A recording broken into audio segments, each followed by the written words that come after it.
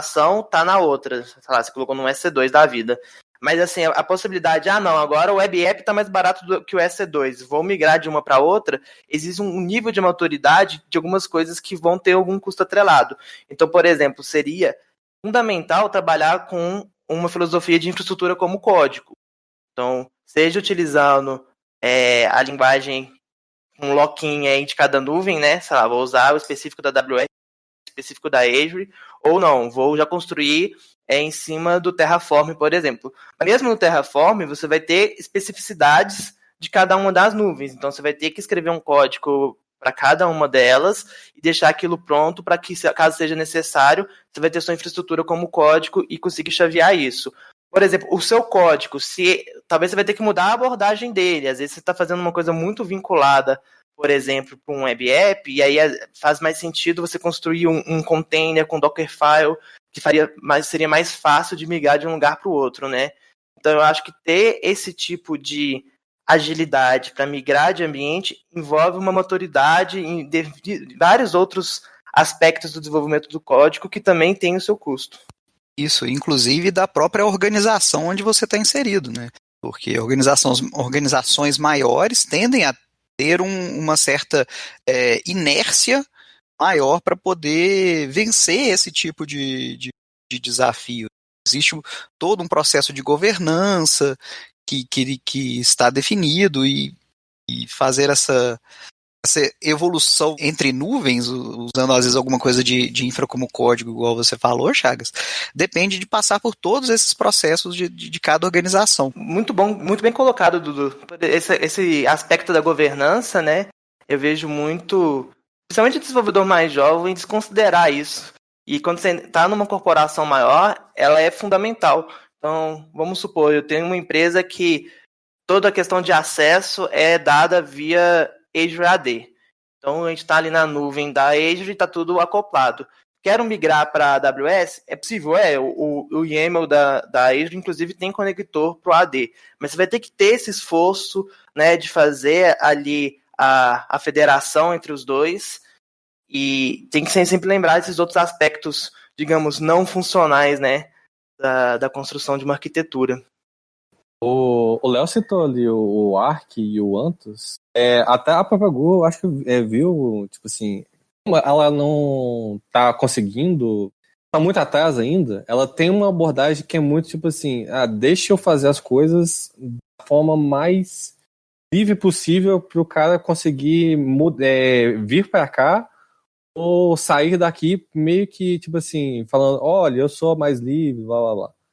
É uma tentativa de venda mesmo da própria coisa. Então, acho que eles viram no Anthos, por exemplo, é uma plataforma para você conseguir até usar serviços mesmo da própria Google, como o Cloud Run e outras nuvens.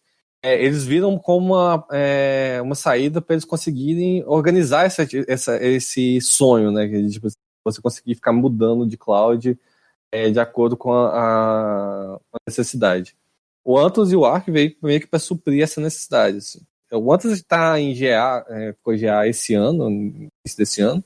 Então, eu acredito que já vai decolar, assim.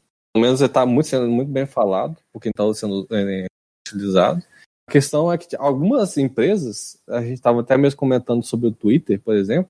O Twitter, durante o BBB, ele saturou a AWS. Então, ele estava tendo que recorrer a outra nuvem para ele conseguir suprir a necessidade computacional que eles estavam tendo. No caso do Twitter, uma cloud multi-cloud, você ter mais de uma nuvem, na verdade é uma necessidade. Eles não conseguem mais ficar só com uma nuvem. Precisam realmente distribuir a computação deles para mais de uma cloud. Para empresas pequenas e tudo mais, usar o Anthos, alguma coisa assim, pode valer muito a pena para você realmente não ter tô travado nessa cloud aqui.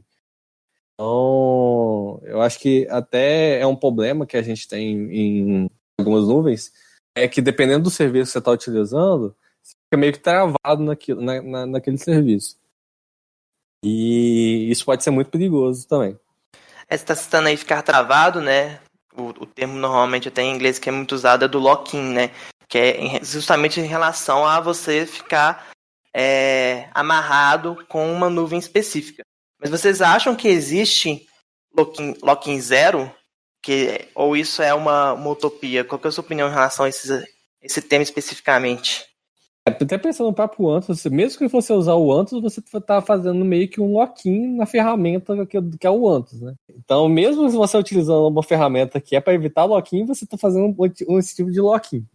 Então, eu acredito que não ter lock-in é meio que impossível. A gente sempre tenta minimizar os efeitos que uma alteração que você vai fazer na sua aplicação possa causar, né? E aí a gente pode usar isso para qualquer tipo de coisa. Se eu definir uma determinada tecnologia, por exemplo, a discussão .NET ou Java, eu estou fazendo, em teoria, um certo lock-in na minha tecnologia. E o mesmo vale para a nuvem. Tem algumas possibilidades que a gente pode usar no desenvolvimento para a nuvem que a gente diminui esse lock-in. Igual você comentou antes, Chagas, se eu desenvolver uma aplicação que na verdade ela é containerizada dentro de um Docker e tudo, fica mais fácil de eu simplesmente mover esse container entre nuvens. Tipo assim, se eu tiver um serviço que a AWS me provê, que onde eu simplesmente subo um container a partir de uma imagem em algum registry na nuvem, beleza, a mesma coisa para Azure. Agora, tem outros serviços que acabam gerando um lock-in maior. Eu posso dar o exemplo até do Service Fabric do Azure. Ele provavelmente você não vai conseguir migrar tão facilmente para alguma outra nuvem para conseguir utilizar. Agora, se eu usar um serviço de orquestração, tipo o AKS, eu posso facilmente migrar, eu vou ter um mínimo lock-in, porque talvez eu vou utilizar um Application Gateway como Load Balancer, algo desse tipo, mas eu consigo facilmente migrar para alguma outra nuvem porque é um serviço já utilizado por outras clouds, pela Google, pela AWS. E aí a escolha de alguns desses serviços, tipo, no Azure, se eu usar o Cosmos DB, utilizar a customização do MongoDB, eu consigo facilmente migrar para alguma outra nuvem que possua o MongoDB. Um serviço de eventos, como um Event Hub.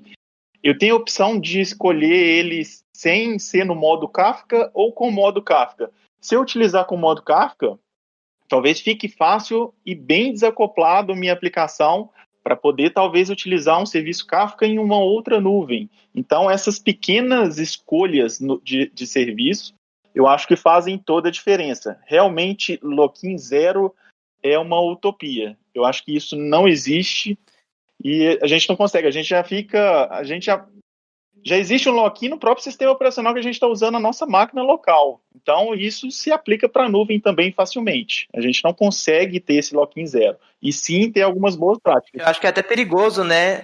Ficar muito obcecado em busca do lock-in zero. O que eu vejo muito de problema é que talvez algumas pessoas ficam tão obcecadas em ter um lock-in zero que talvez complicam muito a arquitetura e, em alguns casos, reinventam a roda. E aí eu acabo perdendo alguns benefícios que a cloud tem, de alguns serviços possuem. Então tem que medir bastante isso entre reinventar a roda, se realmente algum lock-in pode ser necessário para eu poder ter um maior benefício, puxar esses benefícios de algum serviço da nuvem. Eu sempre gosto de dar o exemplo em relação à mensageria. Porque quando você pensa, por exemplo, a Azure, né, tem um serviço de mensageria dela, como o Service Bus, o Event Grid, a AWS também tem as dela, a Google também tem, aí pegando bem forte até na parte de streaming, né, com o PubSub, que faz bastante sucesso. E eles são muito semelhantes, mas eles são intrinsecamente diferentes. O que eu quero dizer com isso? Se você pegar um código que está apontando para você vai ter sim que fazer alterações, e podem ser alterações estruturantes neles, para que funcione mudando um apontamento para o outro. E você pode querer fugir disso. Não, então eu vou usar uma estrutura open source, tem o RabbitMQ, vou usar o Kafka, subir a instância desses daí e estar utilizando. Mas eu acho que é sempre ponderar e colocar na balança se vale o esforço, né? Vale o esforço de perder talvez a facilidade que a nuvem está me dando aqui para ter uma construção própria.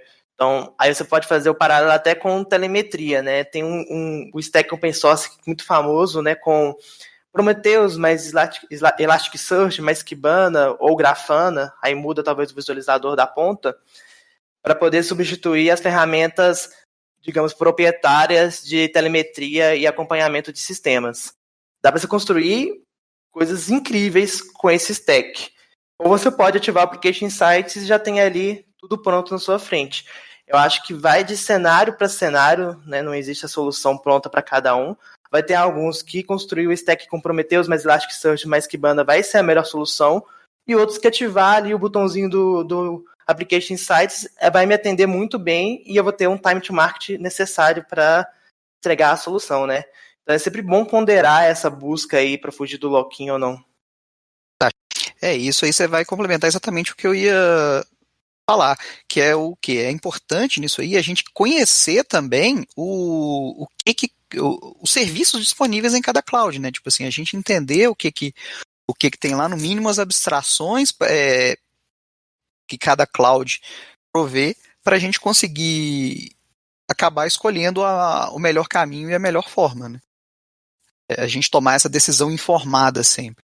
E aí, em relação aos detalhes de cada cloud, vocês veem que existe, né, o Léo falou assim, elas são muito parecidas, mas existe alguma área que a Microsoft se destaca, ou a AWS, ou a Google, né, falando especificamente dessas três, ou não, é tudo farinha do mesmo saco, qualquer uma que você escolher vai dar na mesma? O que vocês pensam em relação a isso? Até pensando nessa parte de lock-in mesmo, tipo assim, na Google, por exemplo, tem um serviço que eu não vejo que tem par. Seria o Cloud Spanner. É um banco de dados relacional que é horizontalmente escalável. E, tipo assim, é absurdo, gente, pensar no caso disso, como é que isso funciona. É bem louco, assim. Acho que a Aurora na AWS faz isso para o MySQL. Então, ele faz por meio de replicação. O Cloud Spanner é meio complicado, ele faz por replicação. Ele faz realmente horizontalmente escalável. Em instâncias diferentes para cada coisa, ele consegue agregar tudo aquilo ali numa mesma coisa, na mesma... como se fosse o mesmo banco replicado, assim. Como se fosse um MongoDB, você consegue acessar várias instâncias do MongoDB em várias máquinas, e cada ano vai ter registros diferentes, então não é replicado o registro entre as coisas. Tem feitiçaria que você quer dizer, né? Exatamente. Ele consegue horizontalmente escalar dentro da sua infraestrutura e saber onde buscar aquele cara ali, aquele registro, e retornar para você e até entre regiões diferentes da nuvem. Eu acho que ela é mais forte nessa parte de dados, de data. Ela tem o BigQuery, que foi já tem 10 anos já, o BigQuery. É um banco de dados MPP, né, que é Multi-Parallel Processing, que você consegue processar a quantidade de dados absurda, de uma forma muito rápida ali. As outras nuvens realmente foram meio correr atrás de serviço. Eu acho que a AWS tem, por exemplo, tem o Athena, que é muito bom também, funciona basicamente da mesma forma. Apesar de que o BigQuery tem um armazenamento interno também dele ali, então é um pouquinho diferente do Athena nesse caso, se não tem armazenamento. A Azure, por exemplo, está correndo atrás até hoje. Ela vai lançar esse ano um serviço que chama Synapse Analytics. Vai basicamente entrar nesse nicho do Athena e do BigQuery que eles não tinham, nenhum serviço igual. O Cosmos tem algumas semelhanças, né? Por ele ser multiparadigma, algumas utilizações do BigQuery você conseguiria fazer em cima do Cosmos, mas realmente são produtos diferentes. O problema, na verdade, é um modelo de especificação, principalmente um modelo de especificação que eles não tinham. O Athena e o BigQuery, o modelo de especificação deles é por query e é por byte escaneado. Então, se você tem uma tabela lá de 1 tera, você fazer um select asterisco, mesmo com o where ali, você vai pagar por 1 tera de consulta, porque você tem que filtrar aquela tabela ali. Então, mesmo você fazendo um where ali, você vai ter que ir em toda a tabela para buscar 1 tera. Então, a consulta vai ter 1 tera escaneado de todo jeito. O Athena e o BigQuery, eles agem nesse byte escaneado. E o Synapse Analytics tentou exatamente para também ter o mesmo modelo de especificação, inclusive com o mesmo preço, que realmente é $5 por terabyte escaneado.